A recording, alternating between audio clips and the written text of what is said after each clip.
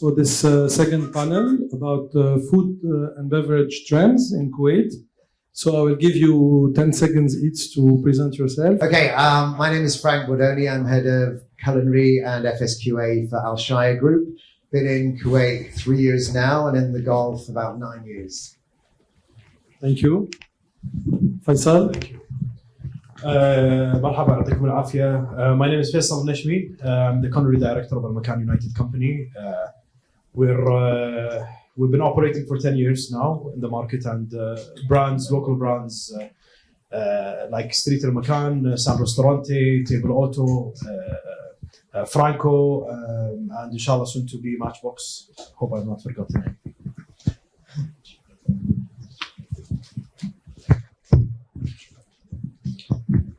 Hi everyone, my name is Roland Sayah. Roland, it's for English-speaking people, it would be better.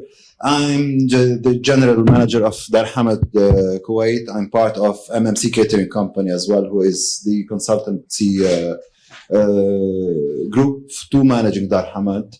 I've been in Kuwait for a decade now, we can call it. It's better than 10 years, I guess. So started with La Durée. My beginnings with La Durée in Kuwait, and since staying in this beautiful country full of opportunities that I'm eager to talk about today with gentlemen here. Thank you. Assalamu alaikum. Jassim Day, co-founder, partner of Pick and Meat. بس.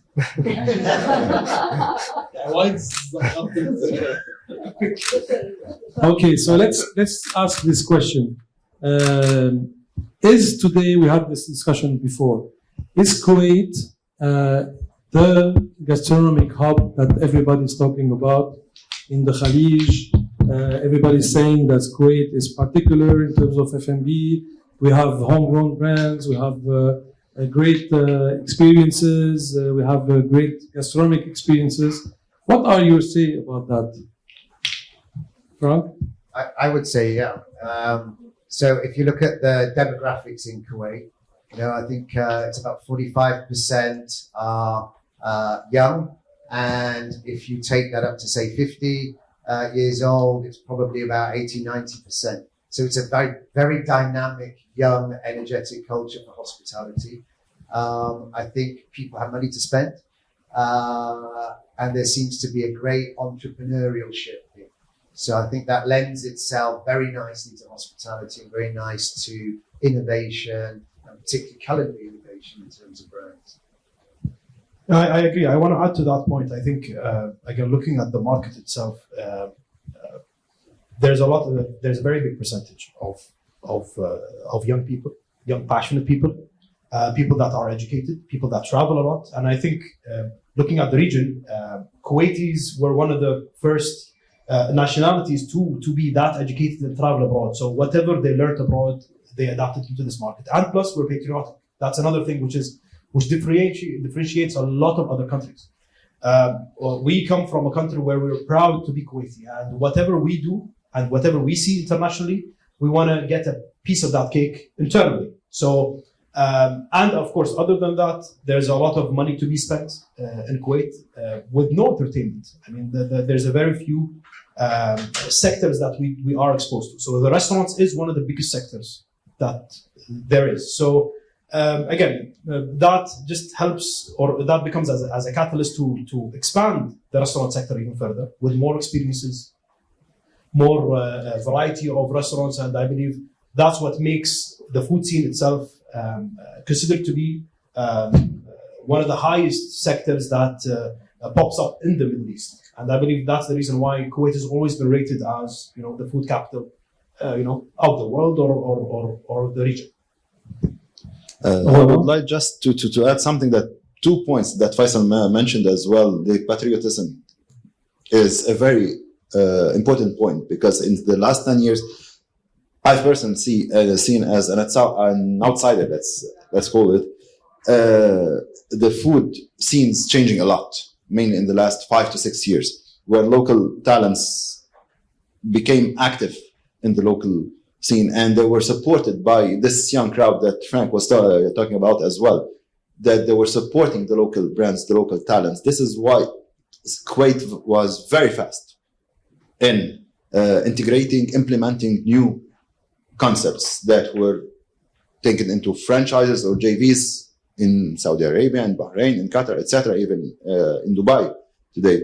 But it has slowed down, in my opinion, in the last 2 years. It was like an explosion of brands and trends and setting a benchmark for the region. But in the last couple of years, because of COVID, you mean, or not only, I believe, not only. There is the pace is slowing down a bit. The region is being developed as well. New local concepts from the neighborhood are picking up. They're copycatting Kuwait today. This is the trend that was in Kuwait, the patriotism that Faisal again talked about, the local talents that were directly involved in their businesses is becoming a thing elsewhere today. This is why the pace, in my opinion, again, the pace is slowing down as well. I think you agree, Jassim? Yeah, I totally agree with every point, but I want to emphasize on the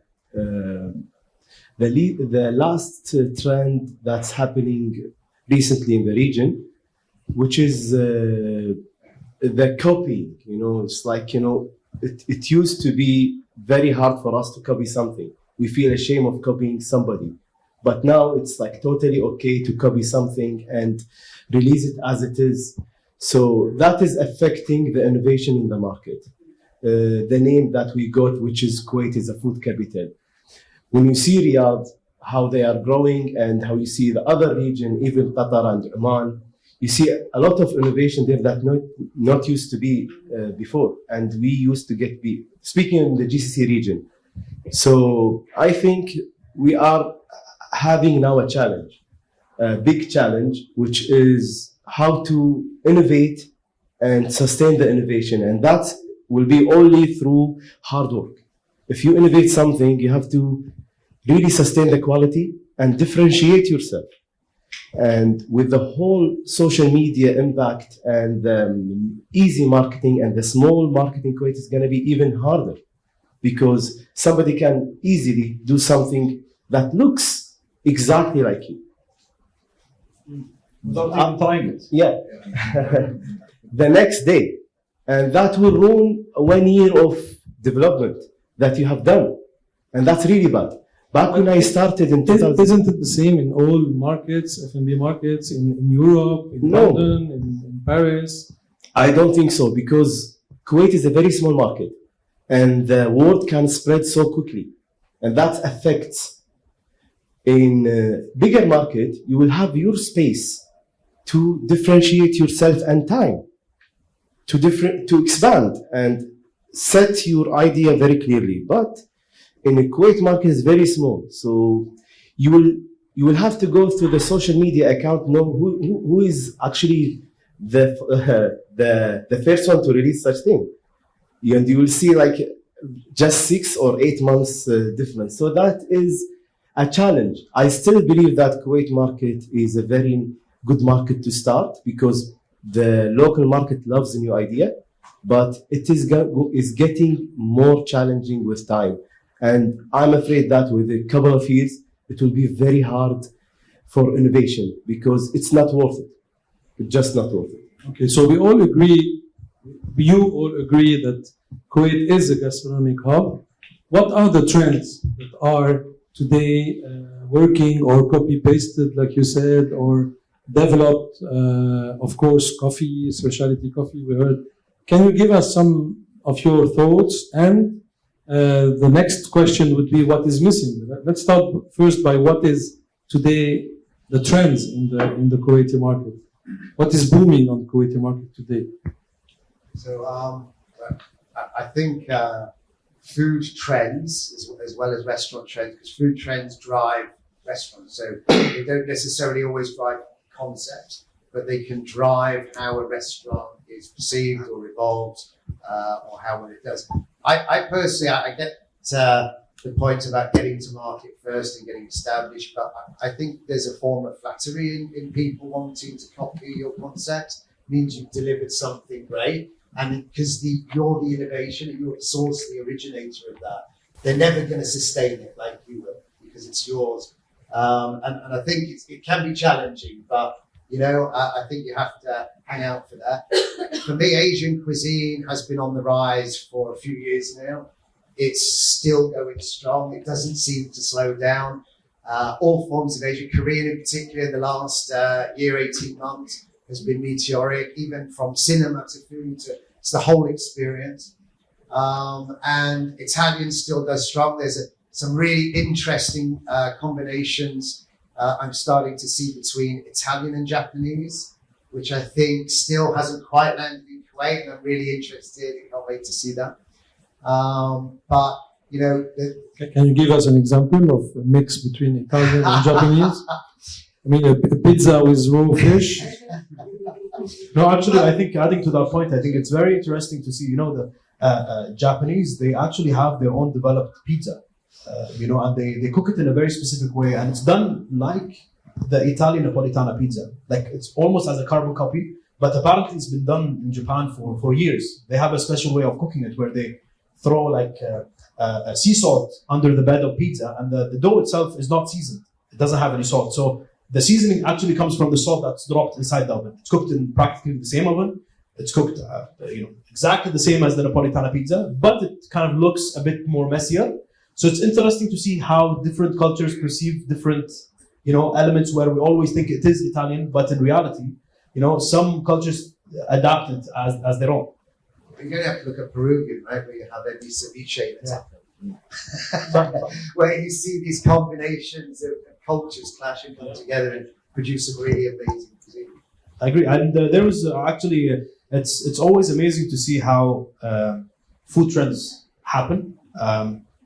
You see a lot of food trends happening through social media because maybe some person posted it on TikTok and eventually just unravels and becomes an international big trend. But COVID was an amazing test because when COVID happened, there was a rise of bakeries, which was, it doesn't make sense today. But when COVID happened, it only makes sense then because most of the people were at home. They wanted to spend some time with their families. They wanted to waste their time. So they found the best way of wasting time was making bread. And that was the rise. I would see this in Kuwait specifically. The rise of sourdough baking. And sourdough has been years, it's a product from generations. But sourdough was a rise in COVID, and all of a sudden, all the cafes or the specialty coffees started to become bakeries. And they should exactly they pivot. They had to pivot their business model to become a bakery. So the rise of bakeries, and of course, when you jump into bakeries, you jump into croissants and all the different forms of pastry products. Then you have the rise of shawarma. And it's been a frenzy of shawarma now over the past couple of years, and it's been crazy. It's as if we don't have shawarma. We haven't lived through the shawarma era. But again, it's also interesting to see that we are exposed to new kinds of shawarmas, like the Iraqi bread, which we've never seen in Kuwait. But now every shawarma place is starting to adopt that type of bread, the type of meat, the attention to quality. So again, every now and then and every year you're going to see a bit more from the market. And the other thing I have to say is anything. I know it's not really a trend; it's a flavour, but anything umami. So when I look around at restaurants and the new concepts, they're just umami bombs, whether it's truffle or cheese, tomatoes, parmesan. It's all these things that deliver these really big flavours, and they work across all different styles of cuisine as well. Jassim, Roland? I would like just to add for what Faisal and Frank mentioned, the upscaled restaurants today in Kuwait. We've seen in the Kuwaiti scene lately, let's say a development in some restaurants without naming. And so this is a trend as well. For me, it's a trend, like having today. Because Kuwait, we're tackling now what is not existing in the market, but we don't see a lot of high-end restaurants.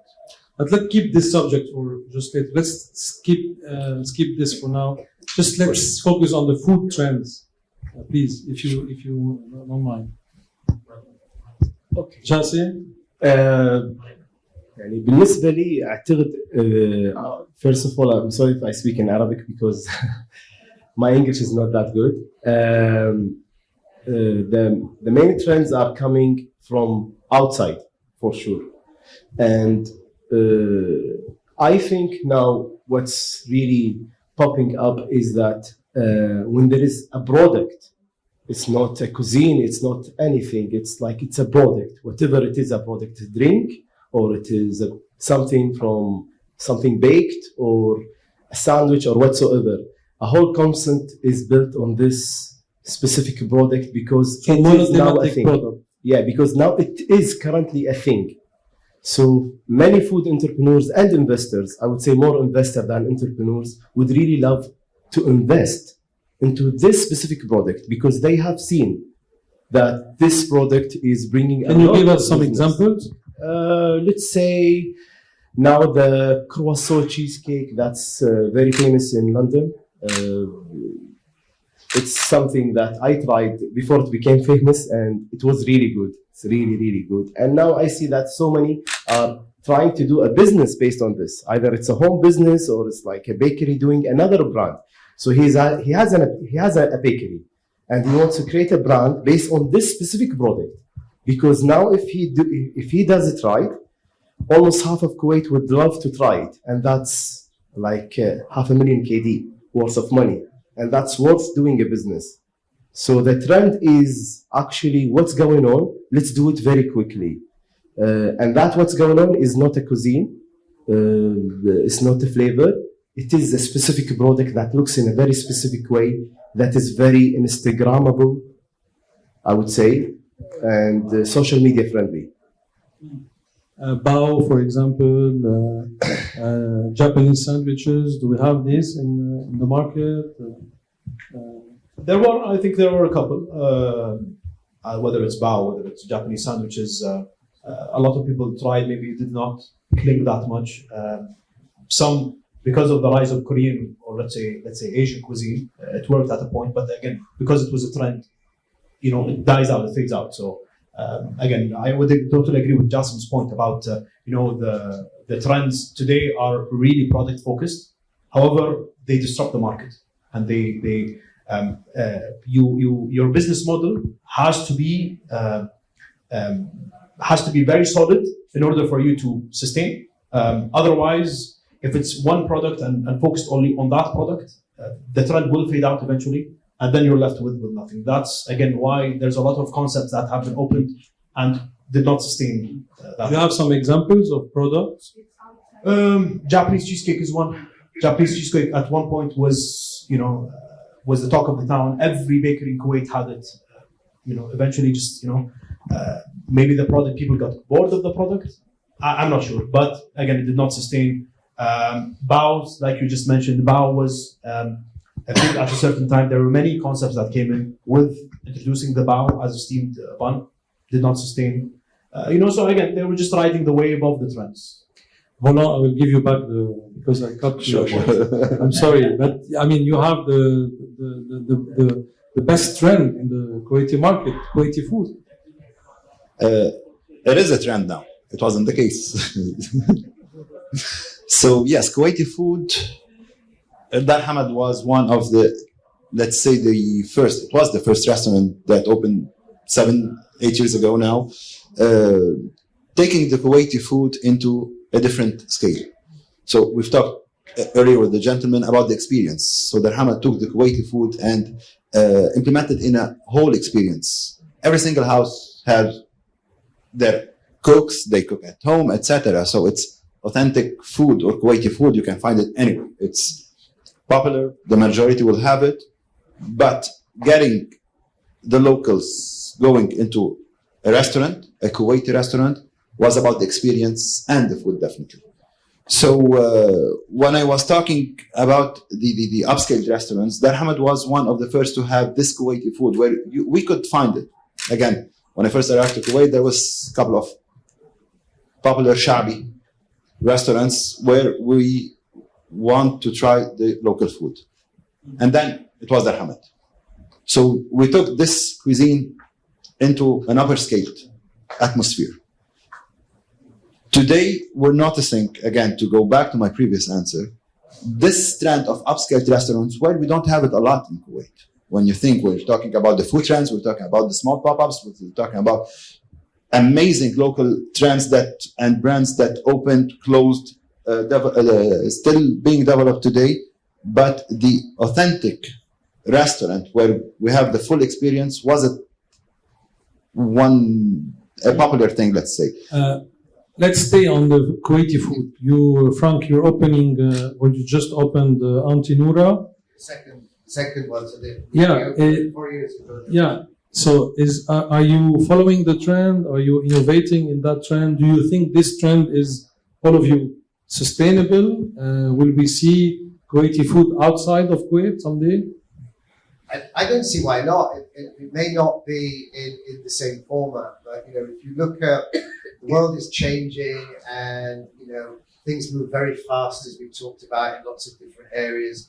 And if you look at the explosion of Arabic flavors, and we talked before, talk about Arabic food, it's a big area, and in each region it's very different, whether it's African or Levant or the Aegean Gulf. But those really flavors, ingredients, dishes are exploding all over the world. So I can't see why it couldn't translate. And I think people like it because it's sharing, it's community often. So, you like to sit and have a lot of appetizers and share. That suits the way people eat now, more casually. I think, there are advances with chefs taking the food and elevating it in different ways and experimenting with it in different ways that perhaps wasn't before because it was just always done traditionally. So I think it has a huge opportunity. Johnson, will you tell us about your idea when you started PIC? You wanted to mix Kuwaiti food and soft serve? Yeah, that's something very weird in the beginning for everybody, for the Kuwaiti market. But I did have the courage to do it.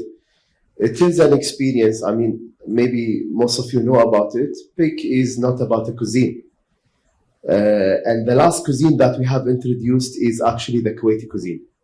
After 10 years, we have introduced mrabian ومشبوس اللحم, but a bit in the healthy aspect with controlling some part of the cooking process and all that.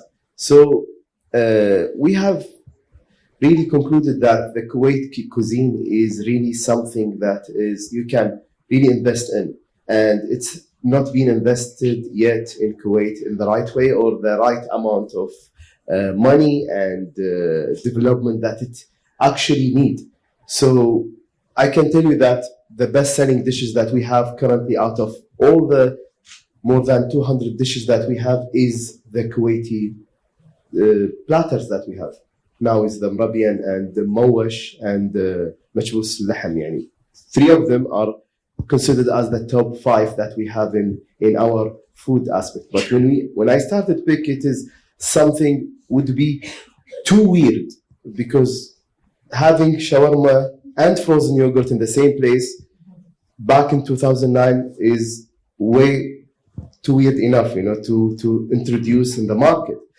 I still don't forget the first customers who stepped in and saw they made a lot of jokes, and but I believe in the experience and I sticked, but it wasn't doing that good. It was doing okay, and then I have really believed more in the experience because I know that one day the local market, the Kuwait market, would have less time and less money, so many things to do home cooking and to do also a lot of fine dine-in restaurants, and they need a grab and go on their life. It wasn't there.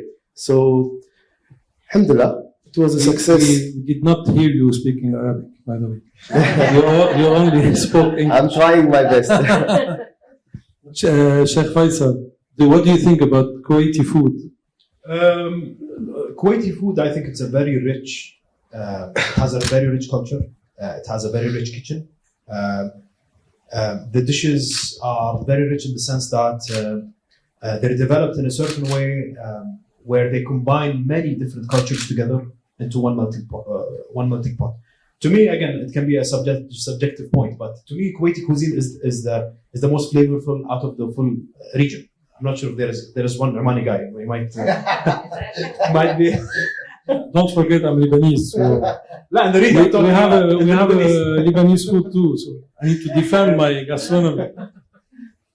But I think definitely it is the Kuwaiti food does have a chance internationally. We just need to understand the perspective of how it can be introduced. Dar Hamad is a very good example because it took let's say the Western approach into dining, but placed a Kuwaiti cuisine and modernizing it to that level, and that makes any Westerner want to try Dar Hamad. And I believe Dar Hamad today is a landmark in Kuwait, because every person visiting Kuwait, Dar Hamad is always the number one place that they need to visit, other than Mubarakiyya. And comparing them both, it ticks a big box, which is placing Dar Hamad as a standard of Kuwaiti dining, or let's say a landmark to Kuwaiti dining. So definitely, I think it does have a very big chance internationally, and it can go further with many different approaches and different experiences. Naji, if I may, I want to add one more thing, because what Faisal mentioned about Dar Hamad being a landmark, and we're proud to be a landmark today in Kuwait. We're having a lot of, let's say, nationalities from all over. Whoever is visiting Kuwait is coming to Dar Hamad. So developing or exporting, let's say, the Kuwaiti cuisine would be definitely something to be considered, and a lot are considering it and started doing it as well. But the flavors that Frank mentioned earlier as well, it's a lot of flavors that needs to be toned down maybe into some countries to be adapted, as we're bringing some trends from abroad and adapting it to the Kuwaiti market. The same should be done. There's some flavors that cannot be, let's say, exported. It needs to be revisited and keeping the authenticity of it. I thought Kuwaiti cuisine was simple. Well, it turned out it's one of the most complicated cuisines in the world. And I've worked in France, I've worked in Lebanon, in Qatar, etc. Kuwaiti cuisine, it's very, very complicated. It's not that simple. So yes, but there's a room to grow for it, definitely. What is missing? Now we spoke about what is trending. What is missing today on the Kuwaiti market? For me, for example, I'll give you an example. I don't see a bistro, a French bistro. I don't see oysters. I don't see brasserie, French brasserie. It's always the pastries that are French, La Durée, Angelina, but I don't see a bistro. Why? What is missing? What else is missing? Well, that's a tough one, isn't it? I think, these things tend to go in seasons, if you like, and naturally businesses want to make money. They need to be profitable to stay alive and in business. So you're going to follow the trends and what's going on at the moment. So if I think back in London in the 70s, every restaurant was a French bistro. Now, if you go back to London, you'll struggle to find them. There are one or two. There are institutions, and I think that's the same with any trends. They come along and they don't always stick around. There are some good solid trends that are people's favorites or comforts. They stay there and they will continue for years and years and years the same. And that's why I think you need the innovation that flows in and out to give diversity to the eating market. I don't really see much. And people talk about, the high-end fine dining. I think, generally for a lot of high-end restaurants, and I came from a Michelin background, so, alcohol does play a part, I think. But even then, that was available in Dubai for a long time, and Michelin never went there. So it's taken a long time for that market to develop, even with all the push that they had, the hotels and everything else. So it's not an easy, and I don't always look at fine dining as the best dining. It's great to go, it's an experience. Is it the sort of food I'd eat every day? No. Are you telling us that fine dining is missing in Kuwait or no? I think there's an element of fine dining across the world that's missing because it's inaffordable in its original sense. And if you look at, fine dining and even the best restaurants of the world, they have this term simplicity, which is simplicity but exclusive. And, if you look at Noma, for example, this isn't a big lush restaurant of the old time that you'd expect, So even Michelin has had to move to it. They're giving stars to food trucks and very simple restaurants based on the quality of the food. So when we talk about fine dining, for me, that's really shifted over the last 20, 30 years to what we considered it to be, to what it is now. And I think there are some really, really good, high-quality restaurants in Kuwait, actually, that deliver a fantastic experience, and they're the sort of place that I would go to all the time. So I don't think it's a big loss because we have that. Faisal, what is missing? I think just adding to Frank's point regarding there's always, I believe, a misconception to what fine dining is. I mean, it's a very broad term. That's why if you ask Heston Blumenthal, they call him like the father of modernist cuisine, but they always hate these terms because they're very broad terms which don't really give you a correct definition to what fine dining is. And if you break it down, basically, you're getting a very good service, some very good quality food, at a certain price range. So there's no certain standard to where fine dining is. But again, I believe it's a common understanding through everybody that fine dining has to be set at a certain standard. Now, generally, looking out at let's say the more finer dining restaurants outside of Kuwait. This is definitely a big sector that we miss. We don't really see these types of restaurants and these standards for a reason. Number one, it might be that people don't understand it yet. It might be too early for this industry. Or lastly, and I believe this is where there has to be a shift because looking at the market that we are in right now, we are heading there. Whether it's another year, another 3-4 years. But I think for us to reach there, which we need to reach there, because once the market moves, it means there is a correct education that has been adapted into this market. There is some sort of understanding that people do get right now of the differences in restaurants. But in order for us to reach to that level, I believe a very important part, which is experience. And if you realize fine dining restaurants internationally, people go there, like you mentioned, there's always wine involved. There's always a 3-hour window where they go, they dine, and they leave. That's an experience. To us, that's not an understanding. To us, we go to restaurants because we want to eat. We're hungry, we eat. But internationally, it's not the case. People treat fine dining restaurants as simple as going to the cinema, as simple as going to the circus, as simple as going to a concert. It is some sort of entertainment. And for us to reach to that level, we need to have that understanding and experience involved for people to understand that. And the people need to understand that for them to dine out, they need to consider the restaurant to be some sort of entertainment for them to experience food at a certain level. What else is missing as a trend? I think generally trends, seeing the market, Chinese cuisine is missing. Over the past years, the only prominent Chinese restaurant has always been Peacock. There's also maybe, I think that's the new one we talked about previously. But it's Chinese restaurants, pure Oriental Chinese is missing in this market.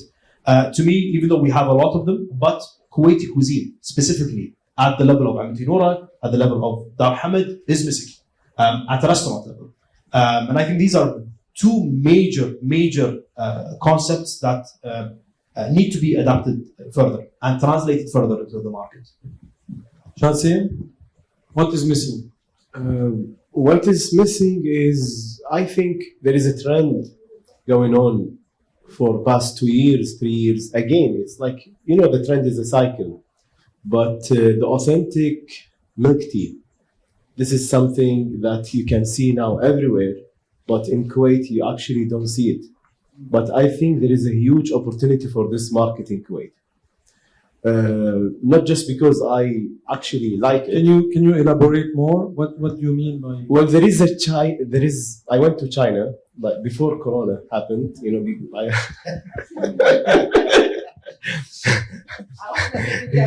بالضبط.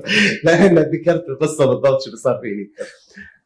Exactly just before Corona, and there is a brand. It's called Hey Tea. It is amazing. You know, it is amazing. It's Haiti, HEYTEA. I don't believe in franchise, but if I would, I don't. Sorry, I love to create the brand, but if it was me and I didn't do pick yet, I would do Haiti. That's how amazing it is, and that is What is amazing about it? Just tell us. it is a very authentic. I cannot because I don't know much more about it. But when you try it, they have this amazing chizu, the iced tea, which is basically an iced tea with the salt cheese on top. Something that's very sophisticated and authentic in terms of flavors. It's not actually flavors; there are really real fruits in it, real tea, quality teas, and all that. And the design and the branding, it is just So like it's a fast casual. you know, place. it is specialty tea. I would say it's like a specialty tea, but so much modern. You can see the Chinese people will queue for it for half an hour, and it's worth it. And now it's popping everywhere.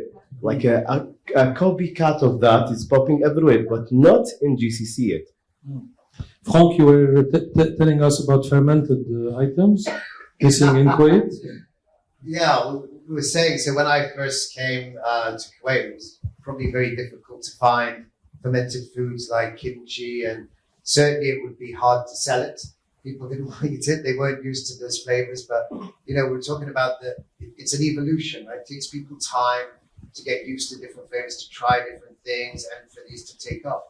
And I think fermented foods is an acquired taste anyway.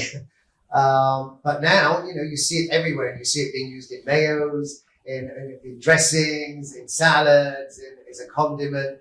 And I think that's a really good example of how not only do trends work, but how people's palates also evolve and support those trends moving forward. But I think, you know, there's also, the thing is with fermented foods is that there's a big functional food element to it in terms of wellness, health, and so on. And I think since it's always been an undercurrent, I think since COVID, people really did take the time to say, right, you know, should I change my diet? Is there any way I can boost my immunity or boost my health or boost my well-being? And lockdowns didn't help, of course. So Have you introduced these items in your restaurants? in some part, yes, because you know, you can find functional foods and ingredients in a huge range categories, and they apply in lots of different styles of cuisine. And it's how you package it, particularly in beverages and things like that. You know? And it's a great way of being able to really to boost your health as part of your diet, because, you know, it's better to spend the money on good food and good ingredients than it is on medicines and doctors. You have something to add? It's funny because I would add to that this is something I would find missing in Kuwait, like organic, clean food. Even small restaurants, but like something where the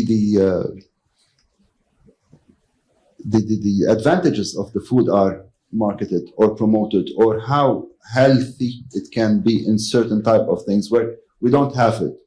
I don't think there's any place in Kuwait today that would promote it properly or would offer this kind of, we can call it organic, we can call it clean, we can call it healthy, whatever is the term, but I don't think there's it is kind of missing, or vegan, let's say, but really vegan places in Kuwait where vegan is becoming a trend worldwide as well, not only a lifestyle, definitely, but a trend as well, where you see some fast foods are presenting now the plant-based meats. So there is room, I think, and there is the education for it as well in Kuwait today. In terms of key success factors, when you open a restaurant or you create a brand or you import a franchise, how important is the food trend or the food and beverage trend? You were talking about tea. What would be the key success factors, Faisal?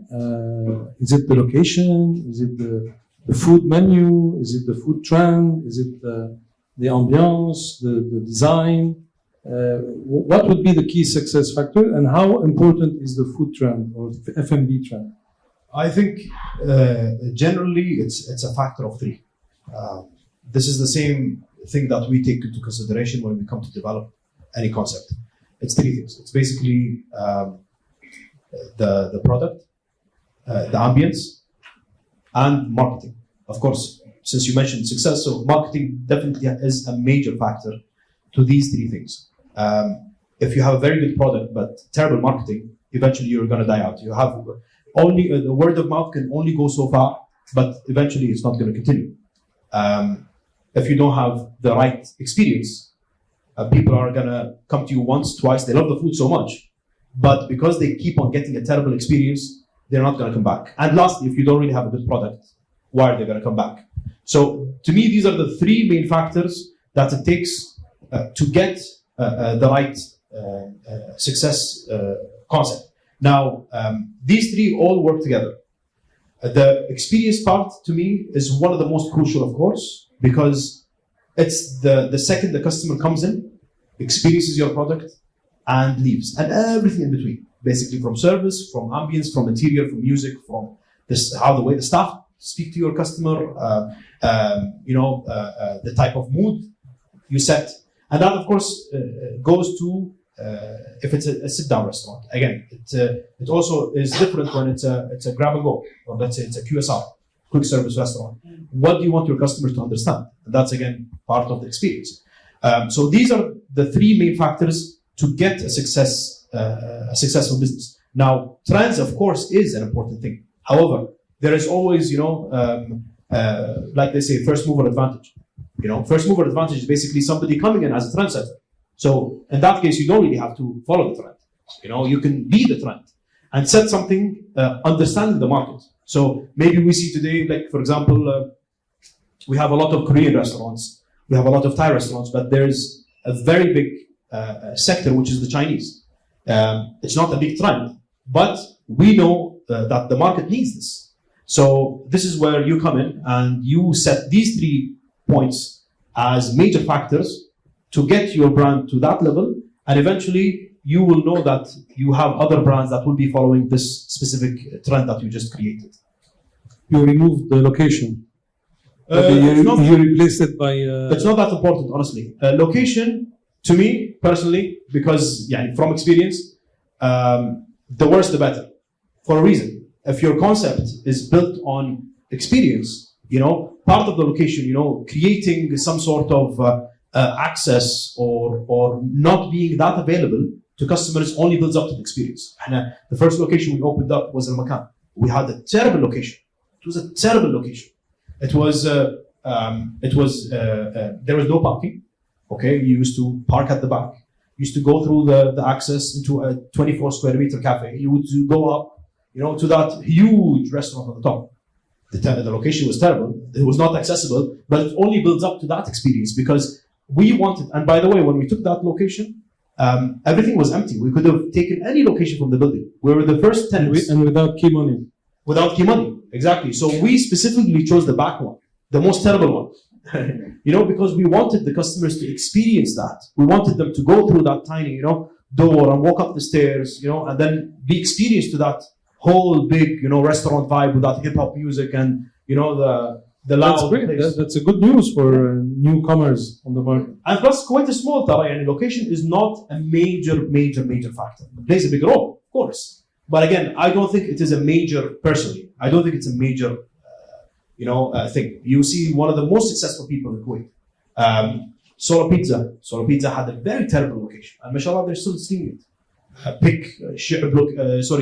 Sharp location. Sorry, but it was a terrible location. But it was mashallah, it's... نفس الشارع we're the same street. It was bigger than us. So Jasim, you agree?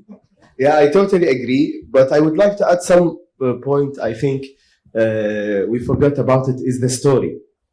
Nowadays, I think the young generation and everybody wants to understand the story behind this brand.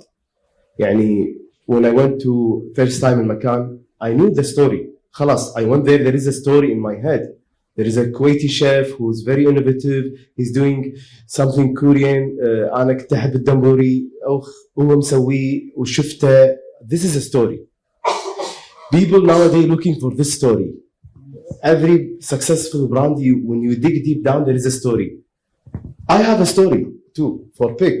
How we started. We started with the very crowded market of frozen yogurt. There is around 24 or 26 frozen yogurt brand when I started Pick. But I had a story for my own, and I kept it, and I tried to tell the customers about it, that I'm really passionate about it. I believe in this product. I make yogurt from scratch. I take milk, fresh milk, and do the right cultures and all that with the very right process and the health aspect. I work with local farms. I show them how I'm doing it. And that's what is actually missing now. You have to tell the story before you tell the brand. The story, the people behind them, behind the brand, who's behind the whole thing. It's not the ingredients or the quality of the ingredients. Because if there is a story, you would really accept any kind of mistake. If there is going to happen any mistake or any downfall in the qualities, if there is a story, you know that he's passionate about it and is going to fix it. But if you go to a brand with no story or no background, it's just like you pop it with a nice name, with a nice logo, that will be very hard to success, regardless if it's an amazing location or it's an amazing whatsoever. Roland, maybe you mixed the location and the story in Dar Hamad? We have the three ingredients plus the fourth one. We're very lucky. We're very, very lucky. And this is what I personally, before joining Dar Hamad, used to love about Dar Hamad. It's the story behind it. The location, the access to the location is not the best. We have a beautiful location, but the access to it, like it's not in the middle, in the hub of what is happening. But the emotional value that we have to that building and to the land that we have there, and today we are all the team of Dar Hamad, I believe, and some are present here, would share this with me. We are emotionally attached to that land, honestly speaking, because it has an authentic story, because the family is still there, because it was the house of their grandfather like 60 years ago. So it's hard to find it in Kuwait. And the gentleman over here, sorry, Frank, just for Faisal and Jassim, they have authentic stories. I knew Faisal when I first came to Kuwait. Yeah, you're not young anymore. But it is the passion for a young chef that, and I remember I knew him because there was a couple of collaboration with the French embassies by then. It's like this period. It was the story behind it. Frank, do you share this opinion when you created Auntie Noura, or do you think Al Shaya has another vision about the key success factors of an F&B restaurant? I think restaurant industry is very complex and very difficult. I think people often underestimate it when they go into it. I think if there was a formula for creating a perfect, successful restaurant, I'd be on a yacht in Monaco right now. And all these Kuwaiti entrepreneurs who've opened restaurants would be my neighbors and have yachts next to me. You know, it really isn't that easy. And you can have a successful restaurant in one location and you can copy it and it just doesn't do well in another location. And there's no real science as to why that should be. I do agree, however, with what they were saying about, I think authenticity is key. I think people are quick to see through things these days. So, you know, is it authentic? Does it have a story? People do like to have a story. They like to understand it. That goes back to the authenticity. I'm going to stand up for franchise brands and say they do have stories and histories back with those brands. And, you know, it's a decision whether you want to do that hard work for yourself and create that story. You have that story. or whether you use somebody else's story and you take that and you develop that brand and that story. I think you do have to believe in it. You have to be passionate about it. It's not an industry or a business that you can feel warm about, because you have to live and breathe it. And I think anyone in any hospitality area would agree the same. It's something we live and breathe 24/7. Before we conclude and we give the audience some questions, what are your new projects today? We talked about the buzzing market, the competitive market, the copy pasting, what is existing, what is missing. What are your new projects today? That's it? Well, Maybe a tea from China or something? no, it's just, I think more pick.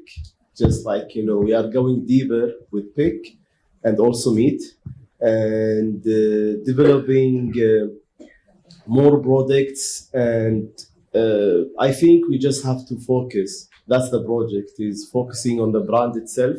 Consolidating your... Yeah, exactly. Because to me, I think you will be easily distracted with the new trends. So you have to be very careful with the thing that you own and the thing that you currently very successful at. So the project is, I think, focus.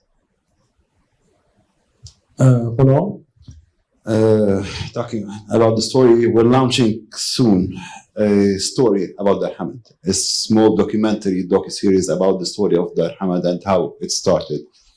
Then we're... Maybe you tell us about the...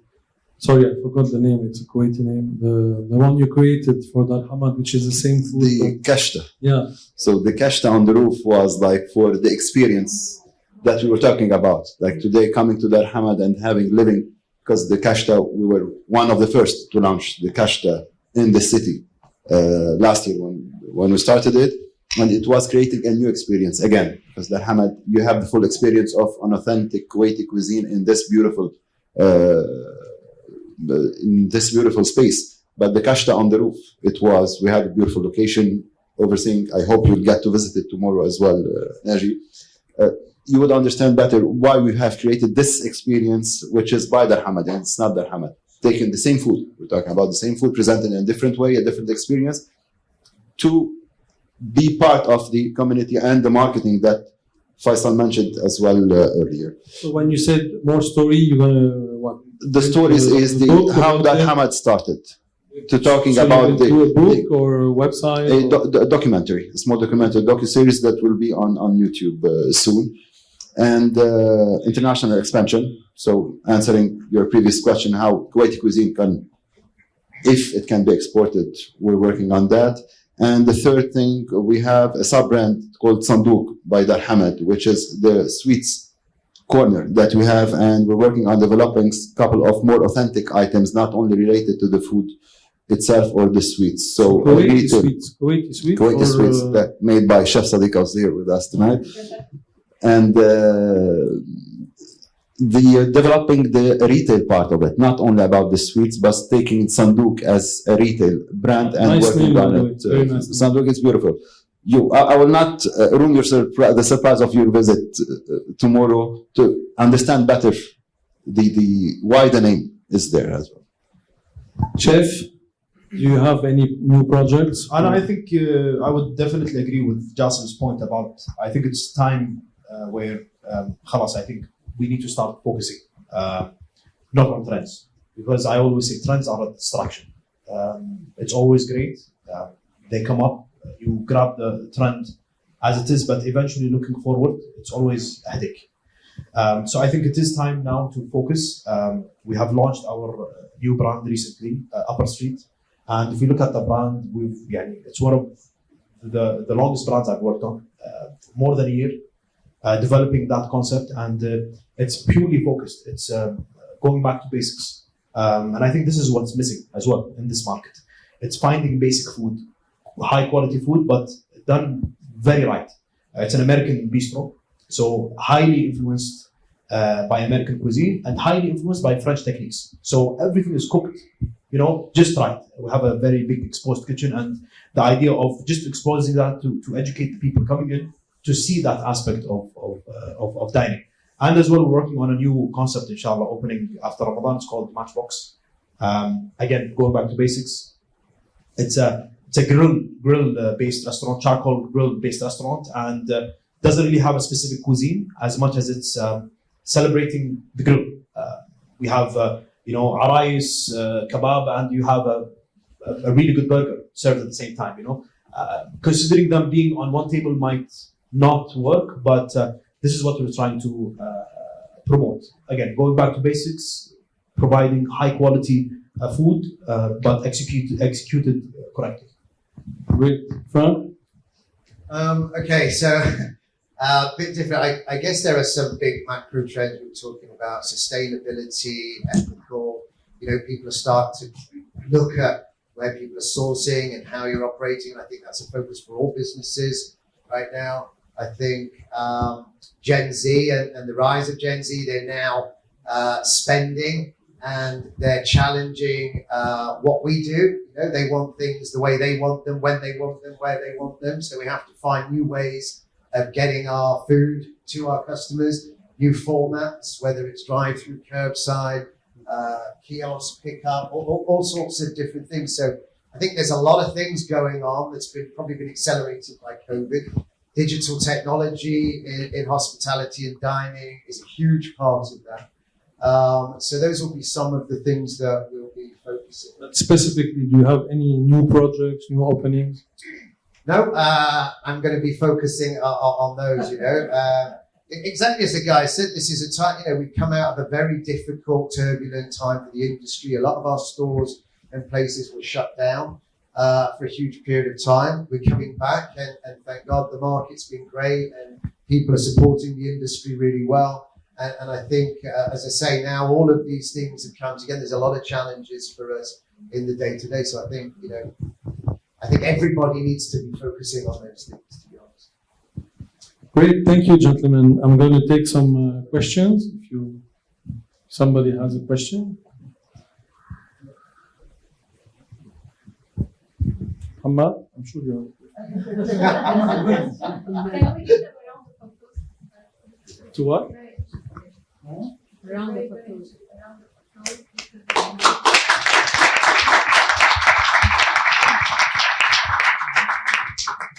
Okay, thank you. Thank you, everyone. ناجي عندك. عندي سؤال.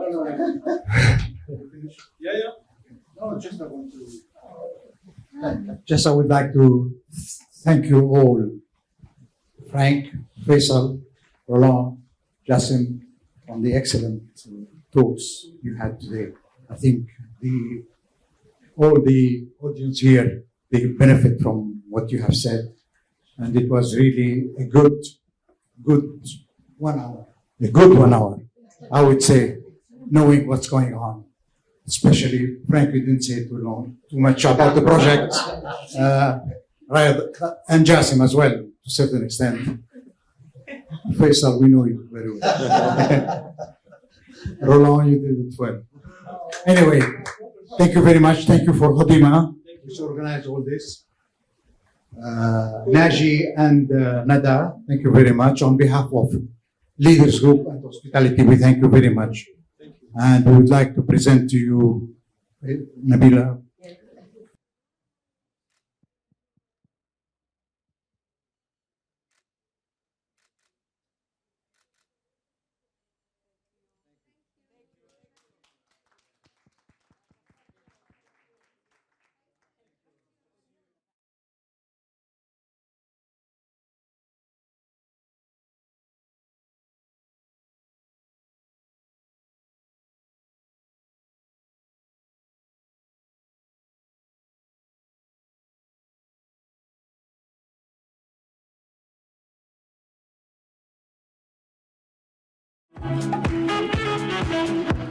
So, أهلا وسهلا.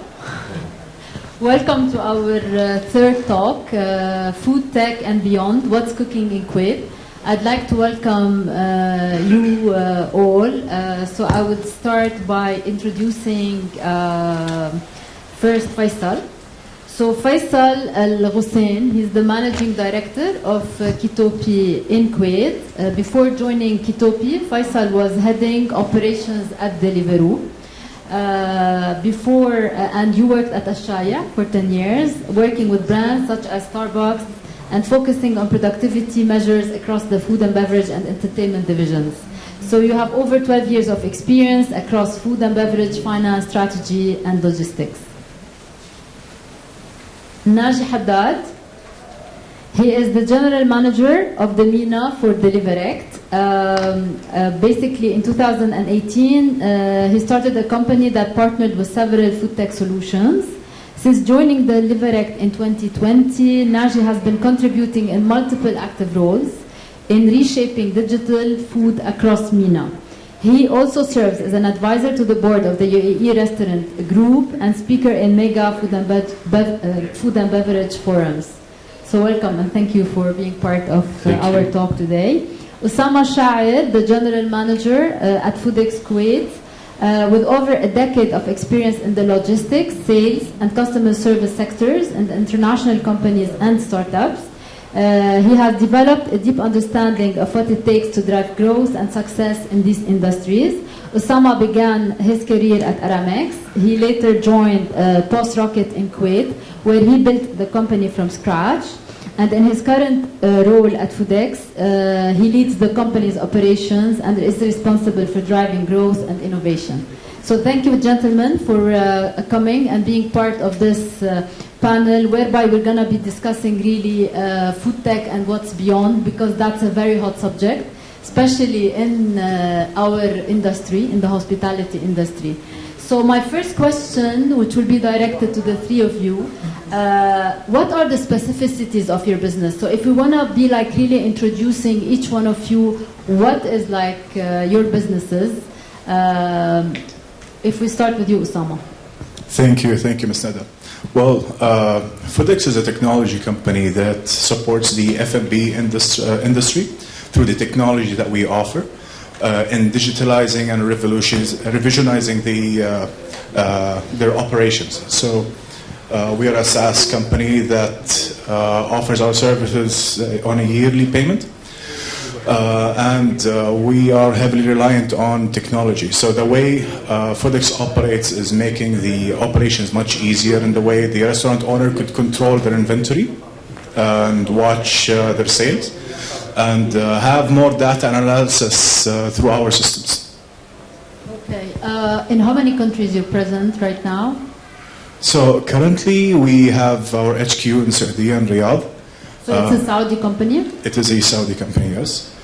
We are located in Egypt, and Dubai, and Kuwait, and Jordan. And we're also growing across the Gulf region and the MENA region. Okay, thank you. Naji, what about Deliverect?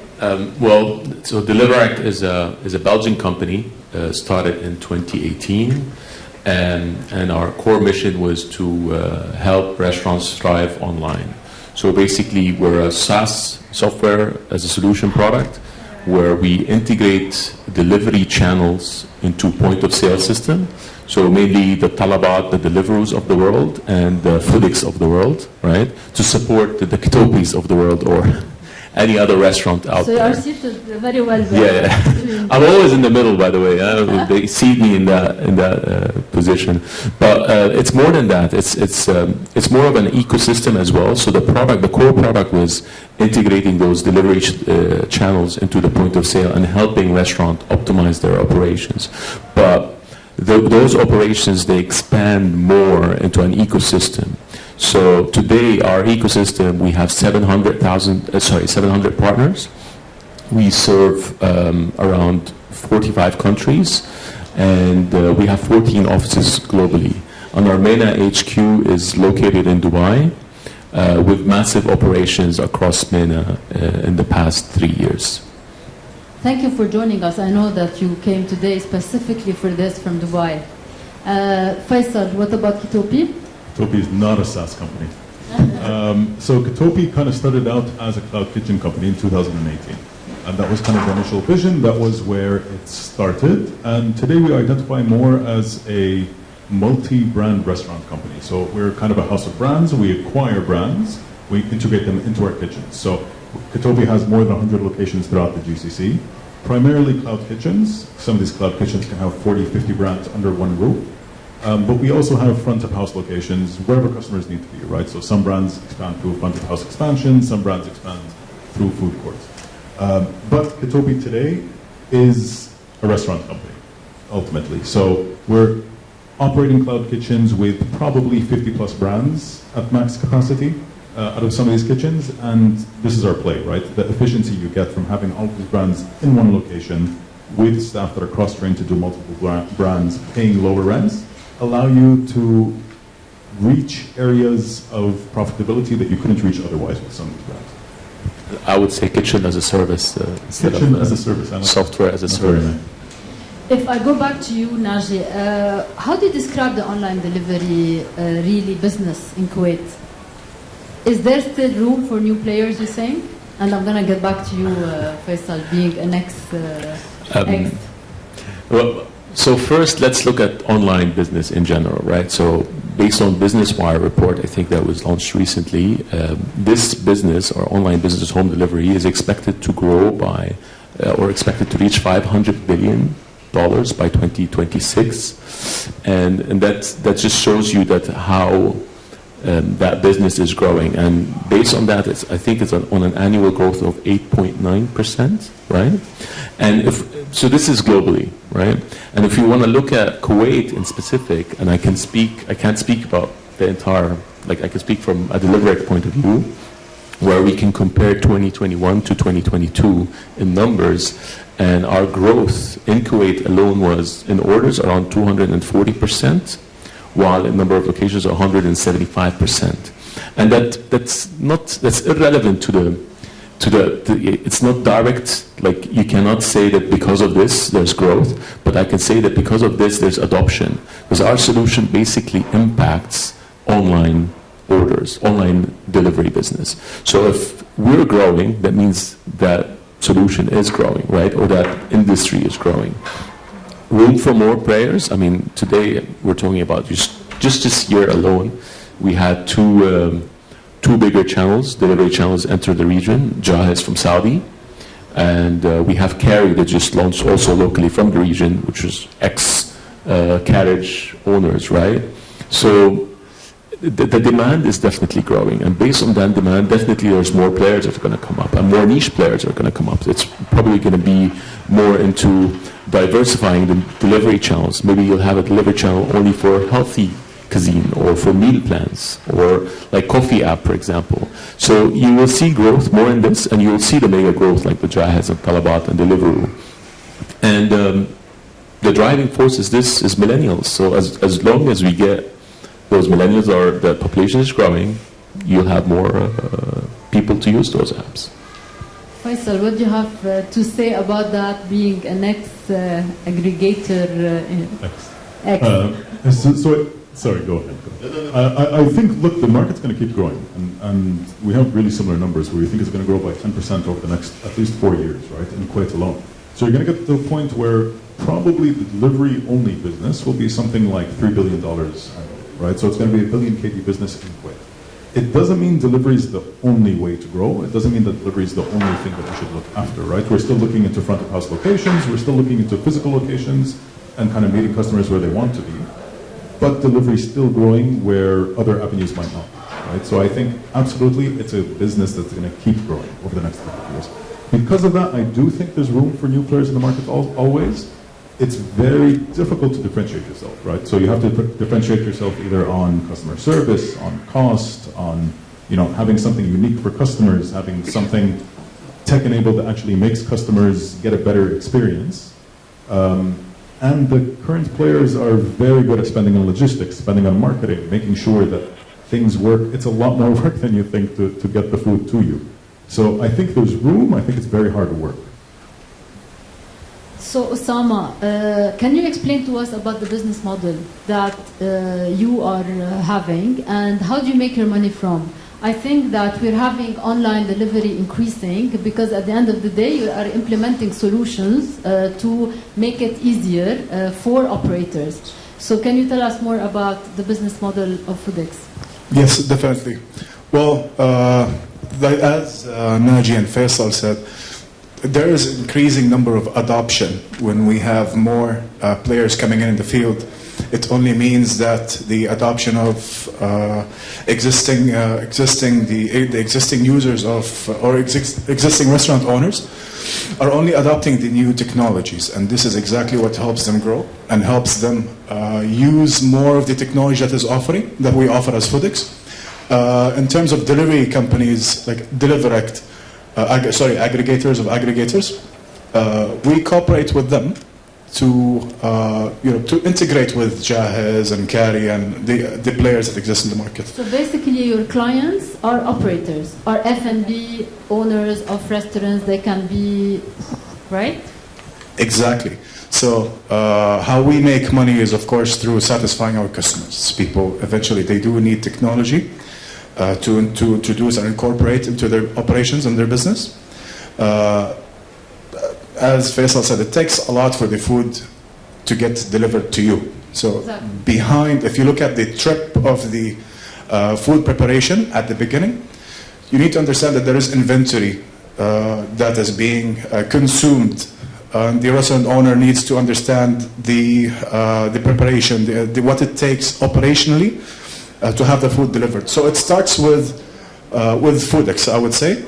And having the inventory controlled and understanding the sales. What do you have? Do you have more takeaways? Do you have more dine-ins? Do you have more deliveries? And this is how we could help through our reports and our POS. Okay, and what about Deliverect? What is your business model? So let me take a couple of steps back and just explain Yes. maybe a little bit more into the operations world and what is a POS and what is a Deliverect, what is a cloud kitchen, what is a virtual brand. So as a FoodX or as a point of sale, I think that's a technology that interacts with the restaurant operation. That streamlines the restaurant operations. Restaurant operations consists with a lot of things. There's the waiters that are taking orders. The orders go to the kitchen to be prepared. There's an inventory there, as Sama mentioned. So there's a complex operations, right? And as the F&B industry is changing historically, this operations is very driven by data. So the F&B business is also driven by data. So those restaurant owners or chains, they need to understand the data better in order to thrive, right? So this is on-ground operations, front of the house, and all of that. So when online delivery came in, they knocked the door on those restaurants, like, hey, we're going to give you more revenue. All right, how? We're going to do 1, 2, 3, 4, 5, and here's how you're going to receive the order. There's a tablet in place, and we will send you the order on that tablet, and it was even before in an email, it wasn't even on a tablet. And when you get the order on the tablet, what you have to do is put it in the FoodX machine, and it will go to the kitchen. What we did is we made sure that we optimized that line. So we integrated those delivery channels because they became a lot more. It's not 1 or 2, it's like 1, 2, 3, 4. In Saudi there's 7 or 8, I think, right? So instead of letting the restaurants deal with all of that, we take them all in through Deliverect, through FoodX APIs. Through API, we send the order directly.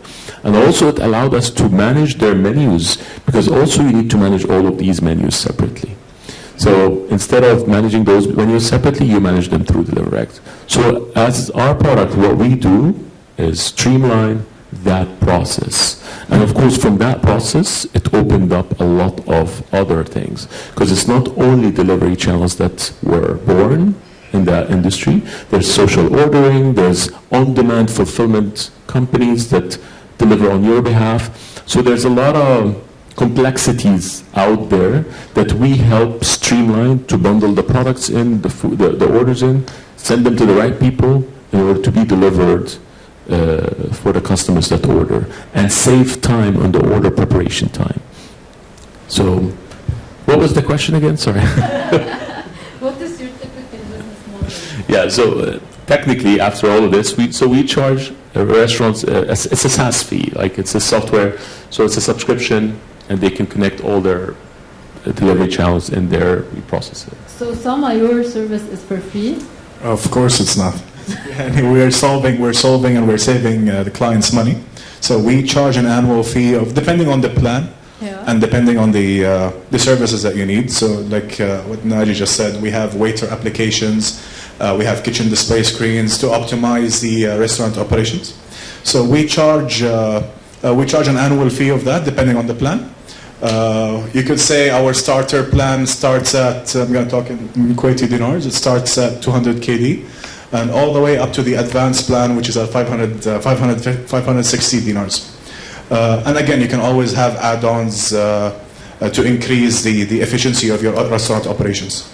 Excellent. And Faisal, with Kitopi, can you tell us about the business model and how do you make your money from?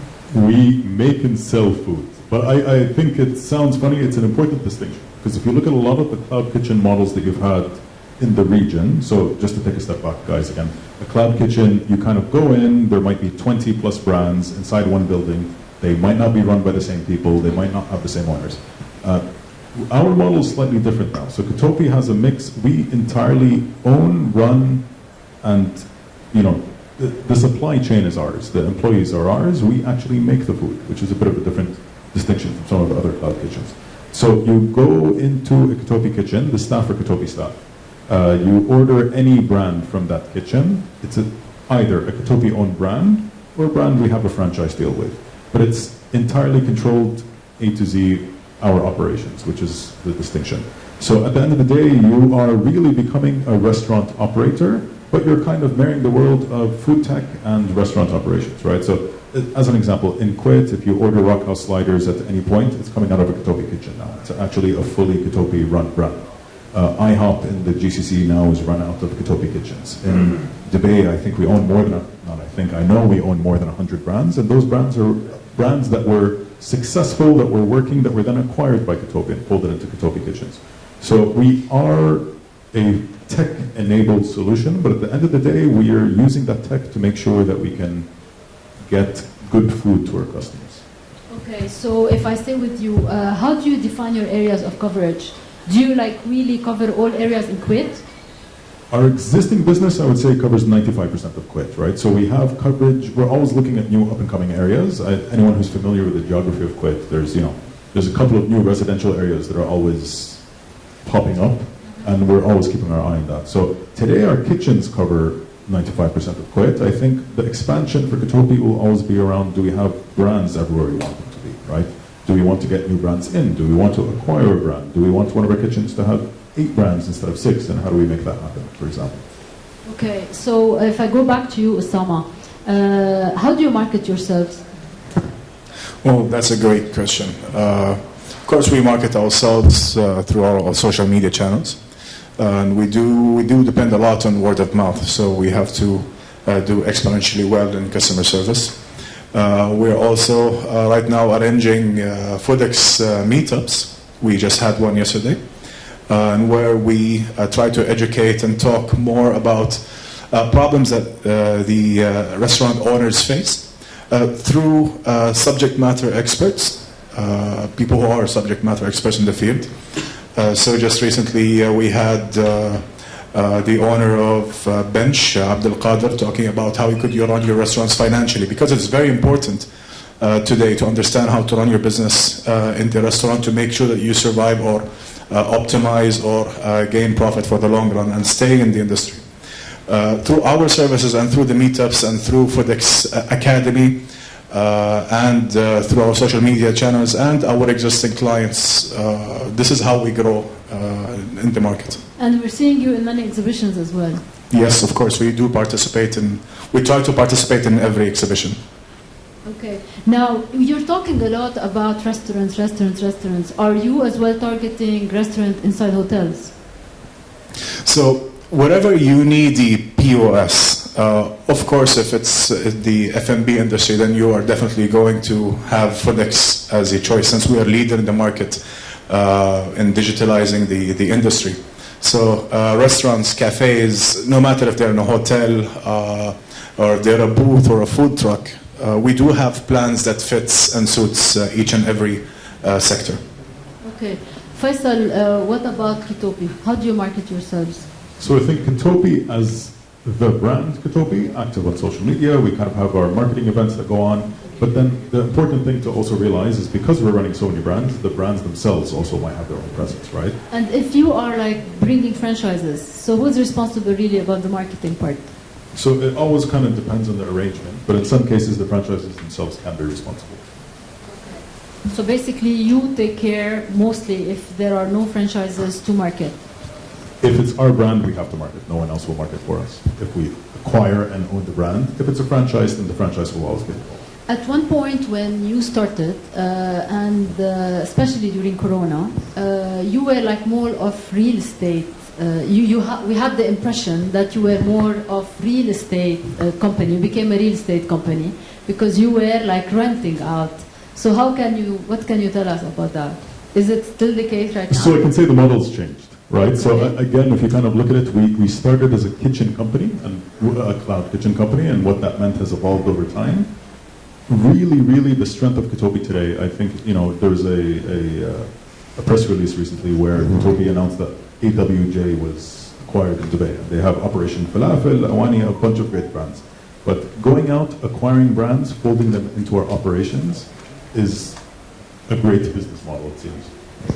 So, if I can add and elaborate to what I was saying a little bit earlier, one of the main channels that FedEx is also marketing itself and growing itself is through partners such as Deliverect, for example, and other services like Pay at Table, for example. We have Enable, we have the delivery companies who are partnered with Mashkoor and so on. These companies help us give us exposure, and through FedEx has a marketplace, and within this marketplace we have different service providers, and having them in the marketplace allows us to enter and get a bigger market share. Okay. Naji, do you see like really a synergy between cloud kitchens and your services? Yeah, of course. I mean, if you think of cloud kitchens, they're all about optimizing and streamlining operations, right? So because it's a unit, it's one unit that hosts multiple brands. So the whole purpose of this is streamlining and getting more production out of this unit rather than you get from a regular restaurant with one brand, right? And what we do is optimize and streamline. So imagine this, a cloud kitchen will have 5 brands and they're only on delivery, so that means that they will be on all delivery channels. So 5, and you have 5 channels.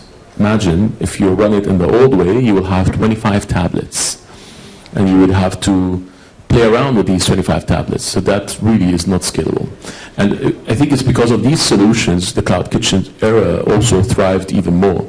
Because what we could do, we take all of these out and we send the order into like the station that runs that brand. So the order comes for brand X, it goes to brand X station. Order comes for brand B, it goes to brand B station. And at the same time, because you're running so many, so you always have to manage menus. So you need one centralized place to manage all of those menus. So in cloud kitchens, we like reduce delivery time by a couple of minutes and prep time. We increase order accuracy to 99.9%. It's 100%, I can't say that legally, but it's 99.9%. And at the same time, we allow for more revenue because you can expand it to multiple different channels. Because even if you're on a channel that brings you 1 order a day, that's an extra revenue, and probably you're on a low commission, so it's fine. And today, we were talking a lot about this in the last week conference in Amsterdam about ghost kitchens. A lot of these ghost kitchens and cloud kitchens, they want to build their own tech stack. But it's very hard to maintain that tech stack unless, Kitopi raised a lot of money, they probably have a plan. But also even then, the giants, they will say, you know what, I don't want to waste my time with this smaller delivery channels because it's hard to maintain those integrations. So no, I'll look at Deliverect, for example, that does this. This is their core focus. I'll start adding as many channels as I want. And it's the same thing we do for restaurants. And cloud kitchen today is a very wide word, right? Because there's so many different varieties. Like there's a full cloud kitchen that's owned and operated by like the likes of Kitobi. There's our restaurants that running virtual brands from the back of their front of the house, which you can call them like host. We call them host kitchens now. And there's a real estate model. So in all of these aspects, we contribute to the core by optimizing and streamlining their operations as a whole. Sama, do you have anything to add regarding this particular question? So do you see any synergy? Of course, no. What I could say FoodX supports the cloud kitchen industry is because, like I said, we're heavily involved into operations. So dark kitchens, they have to track their inventory. And in order for them to do that, they do need a solid point of sale system that, because they're delivery based, right? So they are going to be depending a lot on aggregators and aggregators, but they won't be able to track their inventory through them. This is through a solid POS, POS that could manage and help you understand your stock levels, understand where your sales are coming through, and which is the platform that you're using that gets you the maximum revenue. So we give the restaurant owner the power to actually look at reports and understand how is your sales going, where are you more profitable, what gets you more revenue. So this is where FoodX comes in. It helps you with the inventory and it helps you with tracking your sales. Just adding to that a little bit more. So it's all based on data, right? And I think we've seen a lot of cases where the restaurants will see a certain virtual brand doing very well, and they will open a physical brand from it. And they would see like a couple of products working well together, they create a combo meal with it so they can maximize on their profits. And that would only work when you have two solutions running together in a very interesting, very deep integration. So to help them understand their food costs and the value of combining combo meals together, etc., etc. So just adding more about data and the importance of data. Okay, now Faisal, can you give us a bit of benchmarks about the total delivery orders per day, percentage you take, the sales increase, for instance, for F&B brands? I can give you a benchmark. So a kitchen can have 50 brands in it. Imagine how much your brand sells, multiply it by 50. That's the benchmark I can give you. But basically, again, the efficiency and part of the beauty of Kitopi and the model we run is you can condense 50 brands worth of sales into a very small space, right? And you can run it accordingly. We're just extremely efficient, and this is something you're going to constantly see across the food tech space. You get more efficient on the delivery side, and the aggregators are really on top of this. You get more efficient on the operations and making the food side. You get more efficient on the POS and the integration between the two. So the more efficient different parts of the chain get, the more feasible it gets to run some of these business models that never were a business model you could actually run in the past, to be honest. So how many do you own? How many brands does Kitopi own? Kitopi owns more than 100 brands now. Okay, so across the region. Across the region. But, so if a brand is owned in UAE, we can open it, we own it in the GCC. So we could open it in Kuwait tomorrow with very, very minimal setup. Do you have any success stories to share with us? So again, if you look at a couple of the brands that have been acquired publicly, right? So AWJ is a recent acquisition that Kitopi made. But if you look at some of the older brands that have been acquired, anyone who's been around in the UAE for a while, Right Bite is an extremely successful brand. That was a brand acquisition story. So Kitopi kind of took them on, folded in some of the management team. They're running a meal plan now, and they actually do on-demand meals out of their kitchens. Multiple brands, Tocado, Zarub, a lot of these brands are brands that Kitopi kind of identified, started working with, acquired, and then grew. But Zarub was existing before, so they had their outlet, and then they came and changed the prototype, but they were still existing. So in a couple, it depends case to case, right? But sometimes you work with a brand, so Kitopi can choose to work with a brand before acquisition, and then look at the potential of the brand and decide to acquire based on that. So that's one example of a model that could work. Sometimes they acquire a brand outright without having worked with them in the past. Obviously, there's a due diligence done, there's all sorts of things. But yes, Zarub is actually an example where they built the brand equity, people knew the brand, and then Kitopi could actually come in, take that brand equity, and say, we're going to operate you better now, and build on that. And again, that's actually something, to be honest, we're actively always looking for, including in Kuwait. If there are brands with strong brand equity that we think we can run better and expand, there is a budget allocated for that. Okay. And they're delivery friendly. Like imagine how many times I wanted to order Zaroub and it was too far because it was one location. So in a couple of weeks, you can expand them into multiple locations. Okay, Naji, what's coming next in food tech? It's a wide question. Food in general. I'd like to speak in food in general, specifically food tech as well. But we've seen a lot of focus into virtual brand activity, right? Whether it was virtual brand franchising, people creating their own virtual brands from the back end of their office kitchens. Because the reality is there's a lot of kitchens out there, and there's a lot of underutilized kitchens. So that created an opportunity for a lot of creative F&B entrepreneurs to create virtual brands, run them on the back of these kitchens, and run the marketing and just make extra revenue for these guys. So that's a trend that we're seeing a lot, and we've seen also that restaurants, like 60% of restaurants are willing and ready to add a couple of brands from the back end.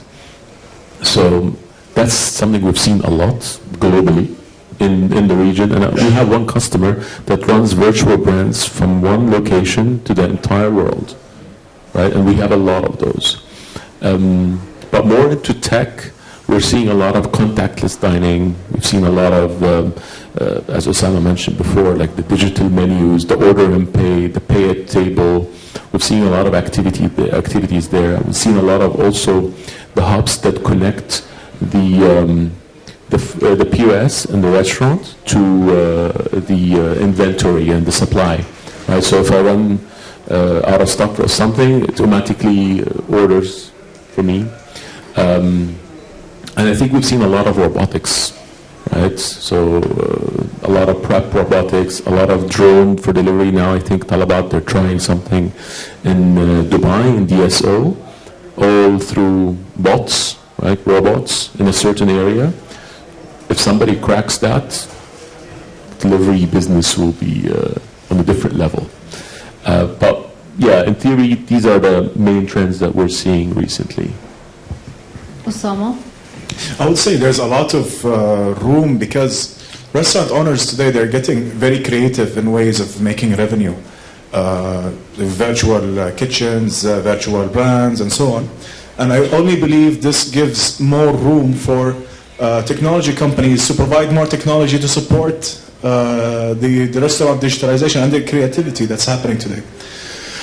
So definitely, I could see, let's say, because the technology eventually, to make a restaurant successful, you do need to run technology to support decisions that you take on when to actually take a virtual brand to actual location, and how to optimize operations and how to optimize restaurants. And if you look at it, technology today is it gives you more time as a restaurant owner to actually be more busy in creating good food.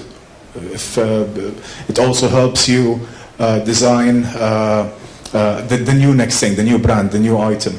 And this is how technology today supports. And we're looking at the technology that we have offered today through the technology, the food tech ecosystem.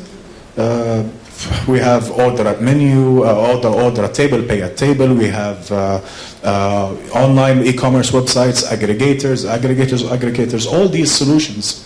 The restaurant should understand, the restaurant owner should understand how to utilize the technology offered today to gain maximum revenue and to further expand and achieve their goals.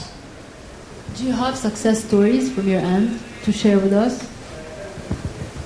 I mean, as one of the restaurants that we service to, is that the question you're trying to ask?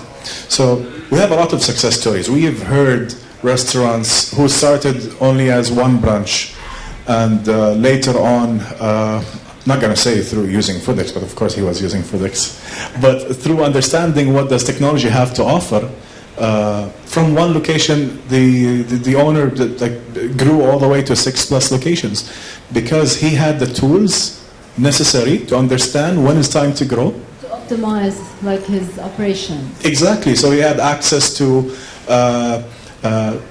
data that is what is the inventory, what is the ingredients that he needs to be using, what is the items that he should stop selling, what should be seasonal, what should not be seasonal, what aggregator to depend on. Should I transform digital? Should I open a location in a certain area? These information you get it through adopting technology. Point of sale system is only one of the technologies that you need to be using to make such decisions. Faisal. Glad you mentioned robotics. So Kitopi actually has a tech hub in Poland. Again, UAE-based company. Poland, we don't do any business restaurant-wise, but a lot of the tech team does sit there. But there is actually a robotics hub in Denmark. And, today we don't have, do we have robots in the kitchen? No, I'm not going to say we do. But you get to a point where robotics becomes necessary for actually achieving some of the volumes we want to achieve. Like you get to a point where the more and more efficient you get, people can't actually make food well past a certain point. You will always have people involved, you'll always have like the human element, but there are parts of, just packing a bag, making sure the bag gets from point A to point B, organizing it for the hundreds of drivers who are coming in. That's not something a person actually has to do, and that's something that, to be honest, robots would organize bags for drivers much more efficiently than a person would. Would that require more space in your kitchens? If you set the kitchen up well, no. It would not actually. It just requires you to kind of build the kitchen with that in mind. Okay. Do you see that for operators, because we have so many restaurant owners who are thinking to start their businesses as cloud kitchen. So do you see it is easier for them to start it like that, because we spoke a lot about R&D and about like trying the concept as such, or is it harder for visibility and exposure? So I think it's easier operationally to kind of go to a cloud kitchen and say, look, we're going to try this out. Especially with the Kitopi model, it's Kitopi staff, Kitopi supply chain, you're kind of plugging in and seeing, does this work, does this not work? Not every brand works as a fully virtual brand. So some of the examples you mentioned earlier might have had equity, people knew what they were. And then when they go into a cloud kitchen, it's then just a listing as you're scrolling through the aggregator. I think if you're expanding to a new location and people already know who you are, and suddenly you open, Talabat or Deliveroo one day and you see a brand that you didn't know delivers to your area, that to me is a win-win.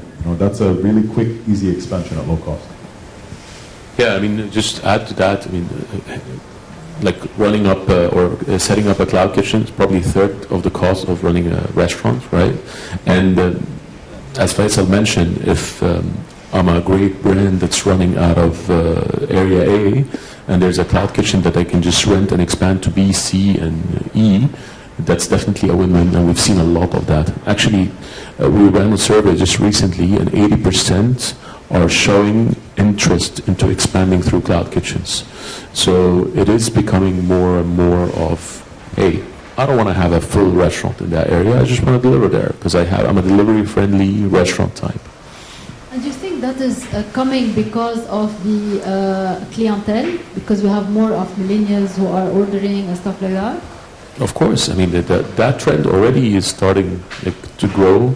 But also, as I said, the driving force is the millennials. And those guys, they want convenience, they want things fast, they want things to be delivered to them. And the more there is from this generation, the more demand there will be. But does that limit us to a certain categories of restaurants? Why? So do you see that? In what way? Are we having more of fast food being like part of those brands? Can I have mid to high brand being in a cloud kitchen? I think you can. I think you're always going to have certain brands that work better in dine-in. You're always going to have certain brands that work better in delivery. So it's not a one-size-fits-all. But what works best so far from your experience? I would say fine dining. So if Kitopi were to acquire a fine dining brand, I think actually you should keep expanding into fine dining locations. You should actually try to make it a delivery-only brand. Yeah, but we all know the two top items or two top tiers that are ordered on delivery is burgers and pizzas, right? That's a well-known, that's a study. And we're not saying that fine dine should not be on delivery, but maybe they can create a nice delivery menu, delivery-friendly menu, right? Limited menu. Yeah, limited menu. But we were speaking a lot last week about Mr. Beast. I don't know if you guys know Mr. Beast. Yeah, but it's all about the packaging, right? So it depends on who you cater to, but there's now, like those kids, they'll go crazy about the packaging of ordering Mr. Beast, right? And the food, the burger is not that great, but I didn't say that, but May I add on? Did you- This is something from personal experience, just like coming from the US recently. Yeah. I'm so sorry to interrupt No, you, but just please. specifically. I believe it's more than just the packaging itself. It's also we have to put into consideration the presence that Mr. Beast has Yes. in social media space, and especially like how I believe it's also how he goes to run his businesses. Yeah. Say just because a lot of like, I'm not a fan of Mr. Beast or anything, but this is something I've noticed as well. Just because a lot of the work that he does has some philanthropy tied to it. So I feel like personally that's also another driving force that gets millennials as well to go buy into his brand, and it's his interesting take on food actually. yeah, yeah. And the packaging, when they receive the packaging, everybody's like raving about it, right? Because it's run out of a cloud kitchen. It's run Yeah. through Reed Kitchens, if I'm not mistaken. So that's why I'm like, I will admit, I've ordered it myself. I know, it's just like, it comes at the end of the day also to the fact that it's easily accessible just because these cloud kitchens run until 24/7, probably. some of them 24/7. Like for me, because it was accessibility wise, because it was right across the street from me. Like from where I was studying, right across the street from me. So it's just like, okay, I go on Postmates, order it, there, it's done. Convenience, yeah. Well, thank you. Great. So if I go back now to my last question, before that we give the audience time to ask you questions. So what are your respective expansion plans, Foodex? Are you going to be opening in new territories? How does your business model function? Do you sell licenses? Do you go and open yourselves? How is it like really happening? So, in the current market, the way we're expanding is in Kuwait. The way we're expanding is again through meetups and through partnerships and through the services that we have to offer. And we're already, if you look at outside of Kuwait, we are located in Qatar, Emirat, Saudi, Egypt, and Jordan, and we are expanding. So it's either through partners or we send in country launchers and set up operations in the country. And definitely we are looking to grow more to the MENA region and be existing in each and every country. Okay. What about delivery? Well, I mean, today we're at a stage where we just processed, we celebrated 260 million orders processed with a milestone of 1,000 orders per minute, right? So that was good. And at a failure rate of below 2%, which is a crazy industry standard. So having said that, I mean, we are in 45 countries. We're focused a lot on MENA now. I take care of MENA. So from Dubai office, we're now launching our offices in Saudi.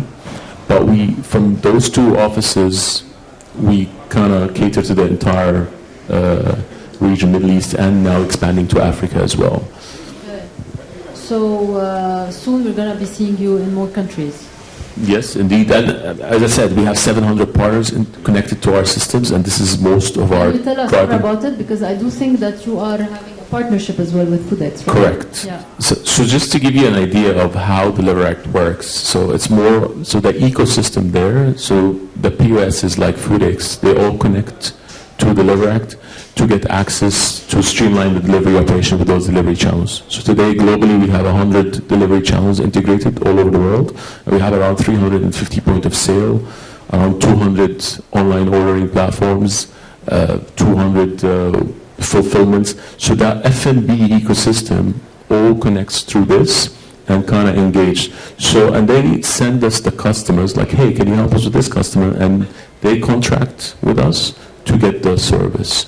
So, and F&B is all about the community, really, like how we can get that community together. And this is basically, it's all about these partners and this ecosystem to support the restaurants thrive. So adding to what Naji said, this also helps us service markets that we do not have a local presence in. So we're servicing these markets through our office in Dubai.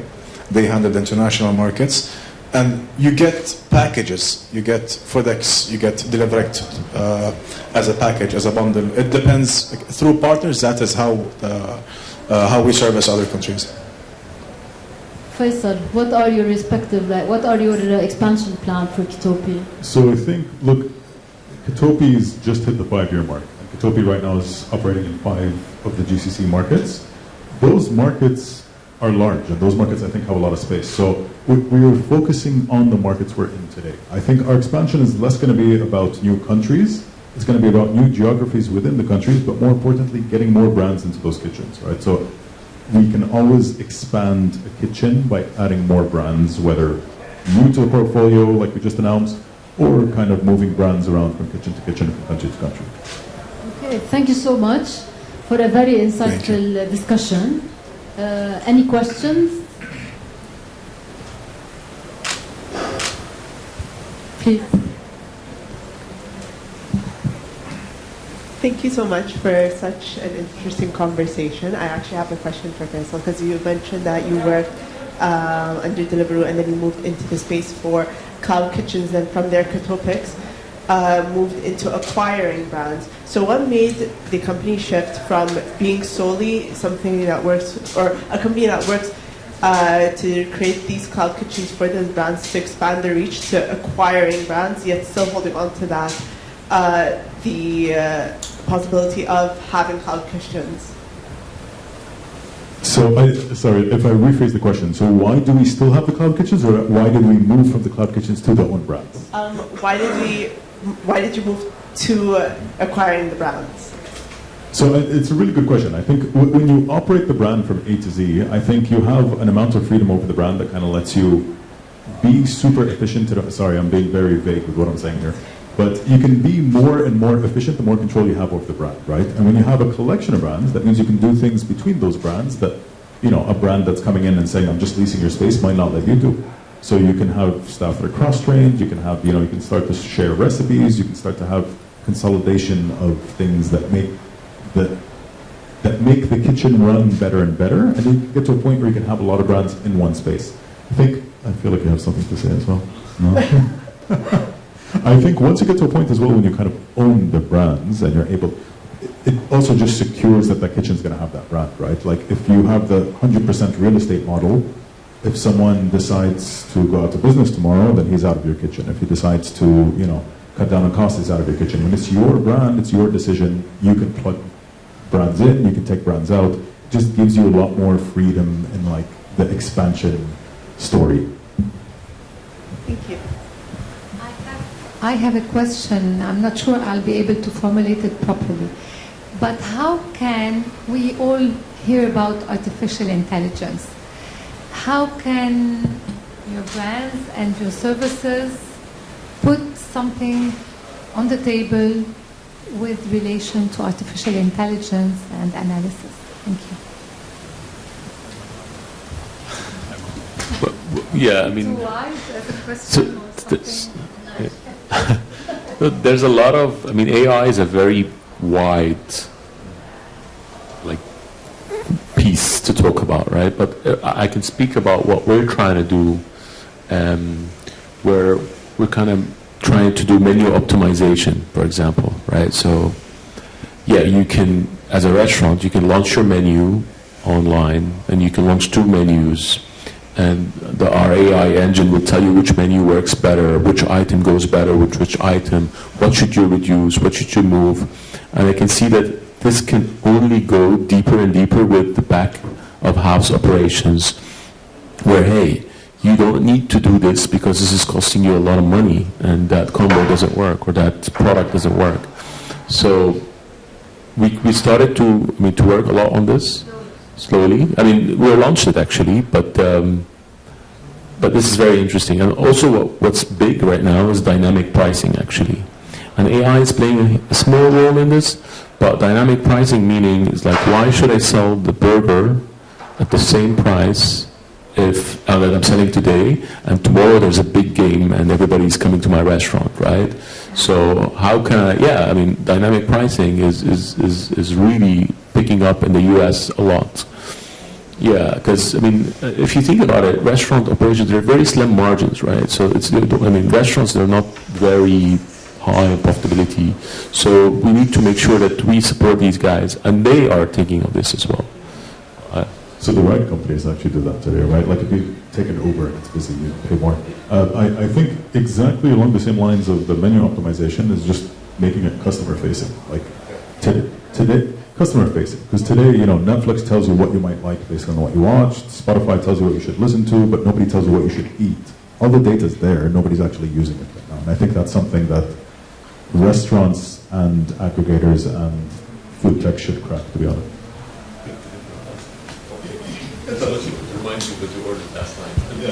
But this is exactly what FedEx is also doing. We do have business intelligence tools, and we have reports that could help you understand what is your most selling items. An AI would actually showcase that and tell you what are your most selling items, on a high level. But definitely, I could see AI being more incorporated in the F&B tech industry. Thank you, gentlemen. Any more questions? You have I more? have a lot of questions. You can just sit here all day. That would be the last. If there's anyone else though who has a question. If you want, once we finish, you can ask Yeah, it. that's what Okay. All Do right. you want to sit here and Yeah, I'm more than happy to do that. All right. Thank you so much. It was a pleasure having you with us. Thank you so much.